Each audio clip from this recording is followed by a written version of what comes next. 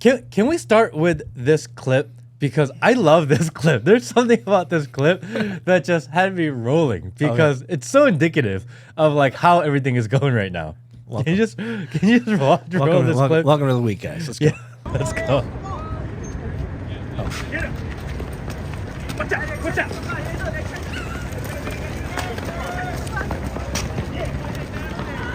Oh my god! Oh, nice to try. I think before the clip, he was saying like "fuck Trump" or something like this, and they're like baiting him. He dropped his phone, and he goes back to grab his phone, and then all of a sudden they're like, "Oh shit, let's get this guy." I don't know why they decided to get him. Like he was just trolling them, and he got away. So are you indicating the let's just say the lack of capability of our defensive systems? I mean, the whole thing's a joke. You know, it's like Portland is burning, and I get it, and it's kind of tongue-in-cheek humor here. Yeah, because they're talking about these big protests going on, and I'm watching these protests, and I think the protests on Friday night had like 15 people. Yeah, and then the big one had like a couple hundred people. Yeah, and they make it sound like the whole city is burning. Yeah, and then I'm watching all these clips of people in Portland, like, bro, Portland's fine. Yeah, nothing's happening. Nothing's happening, but then now you see 200 more agents permanently stationed in Portland for the next 90 days, I think. Exactly. I'm thinking like, dude, what is going on here? Let me ask you this. Are they preparing the citizenry for, let's just say, military or state personnel in your cities? Is this going to be a persistent thing, Matt? Is that what they're trying to propagandize us with? I mean, we saw them go into D.C., and I get it. D.C. is federal city, and it's a little bit different than one of the states. Yeah, it's not part of the America. So I didn't like it, but I was like, okay, fine. Like, that's their jurisdiction anyway. Yeah. And then they start going to Chicago, and we've seen the videos over the weekend of all the feds rolling into Chicago. They're rolling into Portland now. Coming to a city and state near you. Exactly. Atlanta, Georgia's next, guys. And I'm thinking like, dude, I don't like this at all. You don't like our government bringing in military personnel with military-grade weapons into cities? Like what happened? Conservatives used to believe in federalism. Yeah. Used to believe in that idea of states' rights. States' rights, yeah. And states kind of have final say what happens within a state. Kind of makes sense. And the military is responsible for everything exterior to the borders. But now we're normalizing this idea of having federal troops come into your city, to a town near you. And I'm thinking like, whoa, there's a huge percentage of the country like applauding this and cheering this. It's a slow creep too. Yeah. It's not like they're rolling it out to 15 cities in like some sort of campaign, or 20 cities or 30 cities. It's rolling it out after these protests. So there's always a quote unquote legitimate reason for them to roll in. But as you stated, and as I saw, these protests are a bunch of nothing. I mean, they're a bunch of like super liberal, and like they're kind of trolling, and they're fine. They're maybe extremists, etc. But let's be honest. When I see a guy in rainbow underpants, I don't see him as that dangerous. He's got his rainbow underpants. He's got his gas mask on, and they're like sitting there. Everyone's got their cameras out. The whole thing's a show. I don't see them as a dangerous threat. And then the Soros attorneys are sitting there watching and monitoring all of it. They're probably wondering, where are the bricks? They're not on time. Something like this. I mean, we've seen it during BLM, and BLM was a lot of damage. $2 billion. $2 billion of just insurance damage. Yeah. Not including the exterior damage that they didn't pay out. Not including salaries. Yeah, just $2 billion in, But then we had some federal troops, and that was a lot of damage. It's almost like that was a precursor to this, and people are like, hey, let's just get the feds in before it gets big. I don't know. Well, wasn't there a precedent set on January 6th where there was like 275 feds in the crowds? You recently heard about that revelation, right? So I would go back farther. I would say, I'm sure we could find evidence in, events that are pre-January 6th, but January 6th was the biggest heavy Fed. I can no longer see January 6th. I never saw it as an insurrection. No. That word never came out of my mouth because it doesn't make any sense. No, that's stupid. But I'm now going to aptly be calling it the Fedsurrection because the majority of people that were there that were actually inciting any type of action or ripping down paintings or ripping glass off off the windows, those were feds. But okay, that's kind of how I saw it and how I assumed it was always. Mm-hmm. That the feds were there and they were helping to incite the violence and create the chaos that it created. Right. And then your boy Kash Patel comes out. My boy. And he's like, my boy. And he's like, no, the feds were actually there because of the rioting and because of the unrest that they were deployed. And that's why the feds were there. Oh, so my question would be, how did they preemptively know to be there before everyone else was there? Well, and that's the disconnect because people are like, oh, look, 275 agents. But Kash literally said, no, the feds were sent there because of the unrest. I'm thinking, wait a second. Which side are you guys on? Is it the chicken or the egg? Like, who started? All evidence points to the feds starting the action. So how can you say that they were called to the action when they were the ones who started the action? And everyone wants to focus on the 275 agents, 274 agents that were there, but no one wants to focus or speak about the fact that the director of the FBI was like, no, we sent them there. It's like, wait a second. Whose side are you on, man? Yeah, but also previously they said there were no feds there.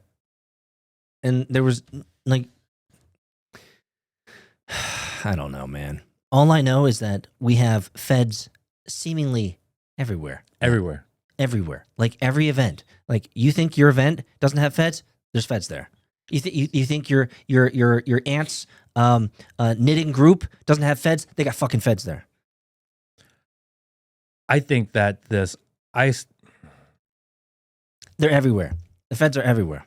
You know, guess what we had to do for 5 minutes before we started the stream? You had to fix the fucking cameras. Again. They're everywhere. Bro, I'm telling you, man, they're everywhere. I mean, the Border Patrol is supposed to protect the border. And then now we have Border Patrol inside where there's no border. Doesn't seem like they're living out their namesake. And they are hiring them and they're paying them a lot of money. And the government never expands a military presence or expands power and gives it up. Oh.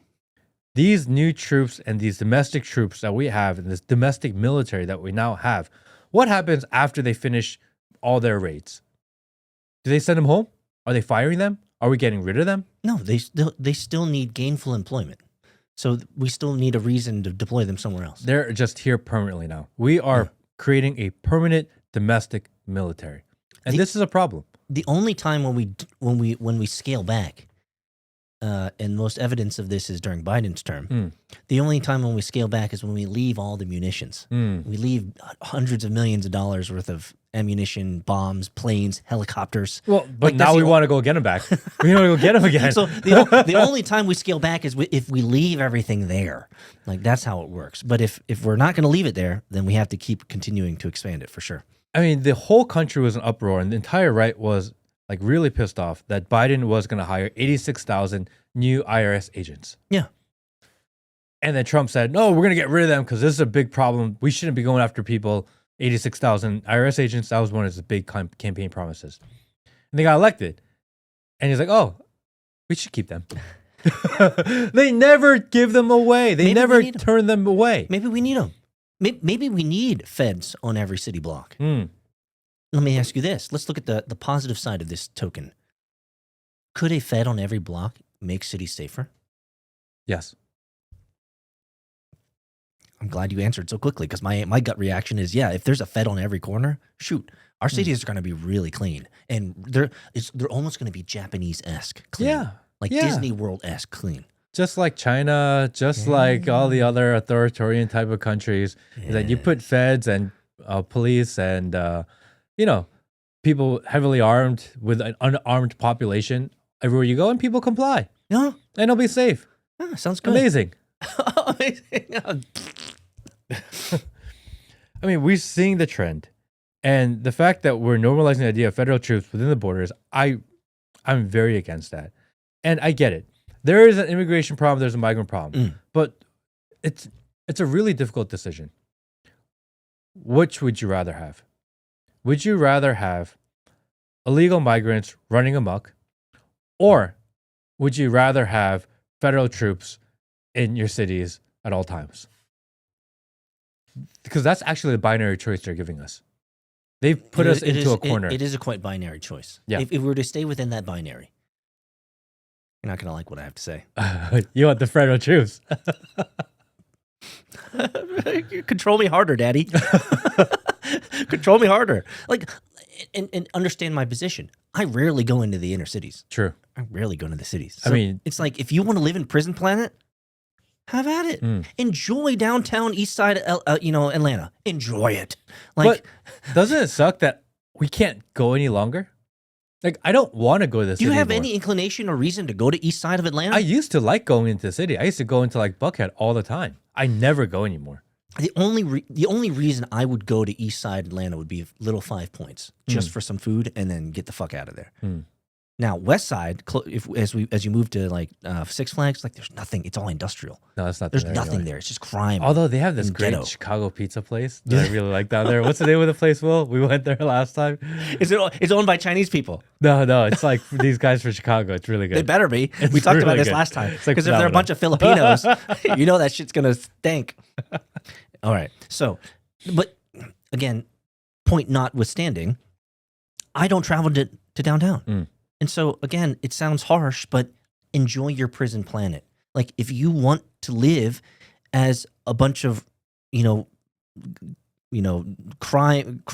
you want to live in a crime-ridden area where the people are always shooting each other and there's drugs and all that stuff, it's like, enjoy it. You're going to have to reap the whirlwind because we have feds and the Fedsurrection coming into your city anytime. So, it kind of sounds harsh, but like, isn't it just a matter of time before they start in the cities and they start expanding out slowly? They're not going to expand out to Gwinnett County. What the hell is in Gwinnett County? Do you know when? There's nothing out here. On Saturday, there's like a H Mart. I went to some Gwinnett County. It was like a fair, but it was held by the law enforcement of Gwinnett County. So the police were there, all the different agencies there, the tax division was there. I mean, all the different. They get to show off all their like guns and all the stuff SWAT that we pay team for. Was there, and it was everyone was there. They had little tables set up.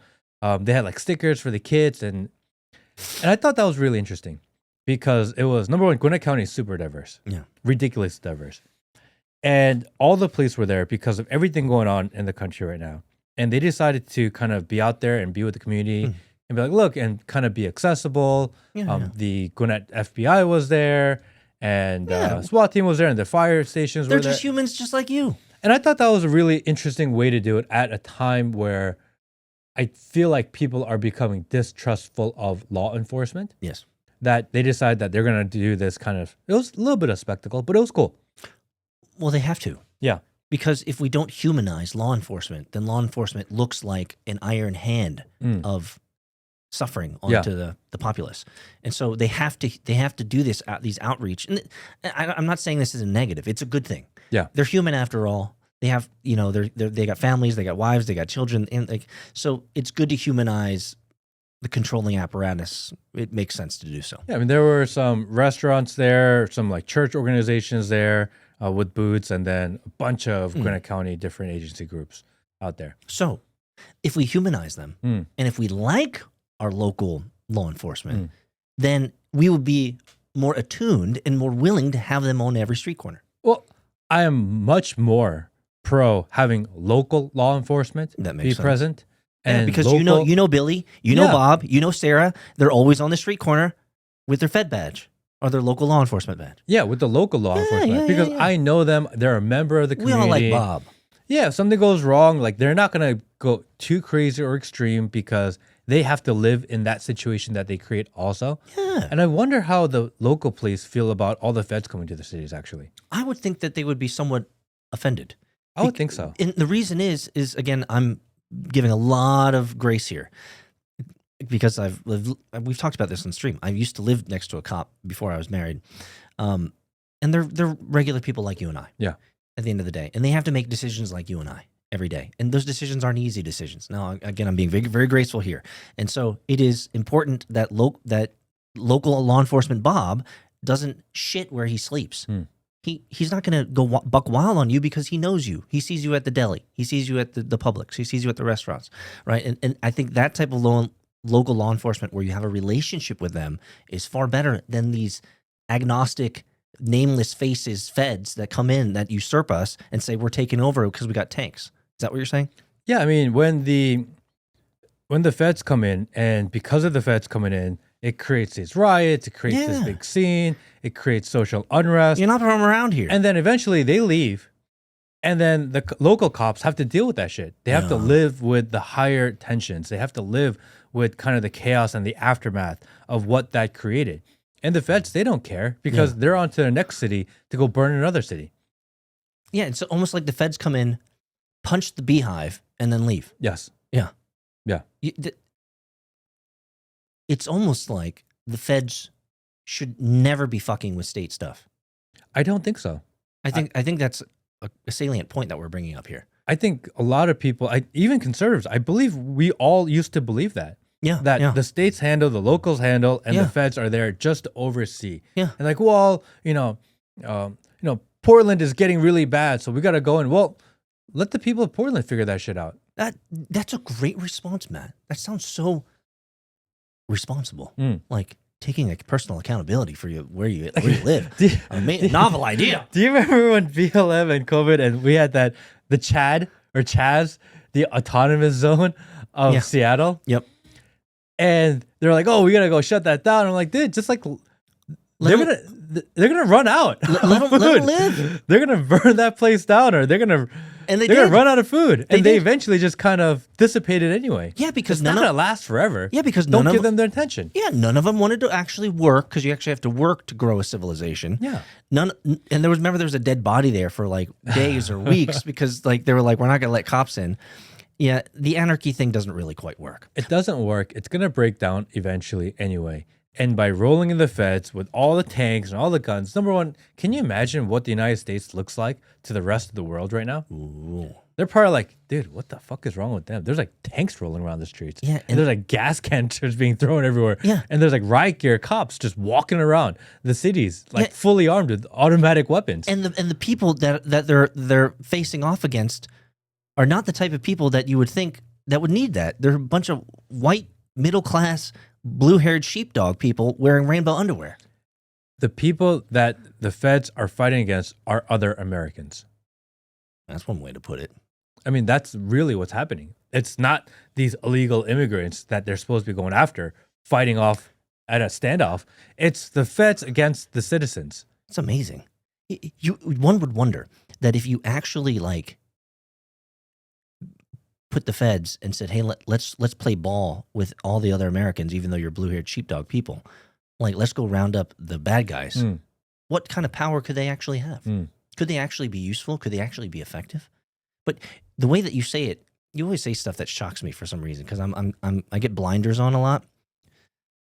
The fact remains, we have the feds against Americans. Yes. Period. Full stop. Full stop. Forget if they have blue hair or nose rings. Doesn't kind of matter, does it? Yeah, I'm not overly supportive of these crazy liberals that are in the streets causing problems. But there's a bigger issue. We have feds against Americans. That's exactly what's going on. That is a scary proposition. I mean, isn't that what we all say about Tiananmen Square in China, that the Chinese regime and the new Chinese party wanted China to be a certain way, and then there was these students that were against the new rules and regulations of the direction of the country, and they rioted and they protested, and then the Chinese showed up with their guns and their tanks, and they shut it all down. How is this any different? It's people of one country against its own. And the fire starter, in most cases, the fire starter is when the feds shoot a citizen. Yeah. We had that in Charlie Kirk. So where's the uprising? Where's the revolution? Oh, wait, it's not proven yet. It was just a lone gunman. I'm sorry. I apologize. I was getting ahead of the narrative.